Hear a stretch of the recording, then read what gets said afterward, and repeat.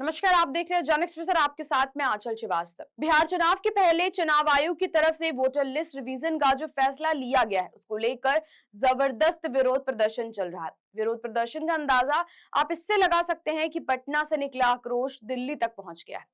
संसद का मॉनसून सत्र चल रहा है और विपक्ष के सांसदों की तरफ से एसआईआर प्रक्रिया का जबरदस्त विरोध हो रहा है। विपक्ष के सांसदों को चुनाव आयोग का एसआईआर प्रक्रिया किसी भी सूरत में स्वीकार नहीं है और वो इसके विरोध में सारी हदें पार करने को तैयार भी है। चुनाव आयोग जिस वोटर लिस्ट रिवीजन को बिहार में पारदर्शी चुनाव प्रक्रिया का एक अहम हिस्सा बता रहा है, उसको विपक्ष के सांसदों ने फाड़ कर कूड़ेदान में डाल दिया।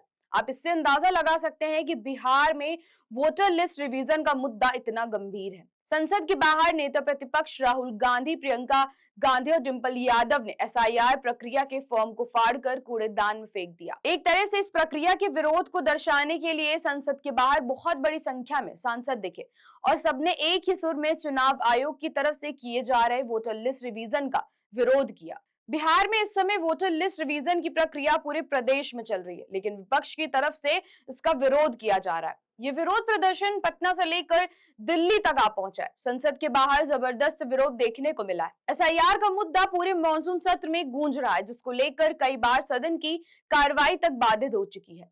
इस बार संसद के बाहर राहुल गांधी, प्रियंका गांधी और डिंपल यादव ने सांकेतिक प्रदर्शन के तौर पर एसआईआर को फाड़कर डस्टबिन में डाल दिया। मॉनसून सत्र 21 जुलाई से चल रहा है। 5वें दिन भी एसआईआर के मुद्दे पर जबरदस्त विरोध देखने को मिला है। सदन शुरू होने के पहले ही विपक्ष के सांसदों की तरफ से विरोध प्रदर्शन शुरू हो गया। सभी सांसदों ने चुनाव आयोग की तरफ से वोटर लिस्ट में किए जा रहे विशेष गहन पुनरीक्षण का विरोध करने के लिए फॉर्म को ही फाड़कर कूड़ेदान में डाल दिया। विपक्ष की तरफ से लगातार वोटर लिस्ट रिवीजन को लेकर सवाल उठाए जा रहे हैं। बिहार में वोटर लिस्ट रिवीजन को महागठबंधन की तरफ से बड़ा मुद्दा बनाया गया है और तर्क दिया जा रहा है कि इससे बहुत बड़ी संख्या में दलित, पिछड़े और मुस्लिम मतदाताओं को बाहर किया जा सकता है। इसी आधार पर विपक्ष की तरफ से वोटर लिस्ट रिवीजन का विरोध किया जा रहा है। 1 अगस्त को चुनाव आयोग की तरफ से ड्राफ्ट वोटर लिस्ट सामने आनी है और उसी को लेकर विपक्ष ने अपना विरोध प्रदर्शन तेज कर दिया है, जिससे कि वोटर लिस्ट रिवीजन के खिलाफ आवाज बुलंद की जा सके। हालांकि अभी शुरुआती दौर में 50 लाख लोग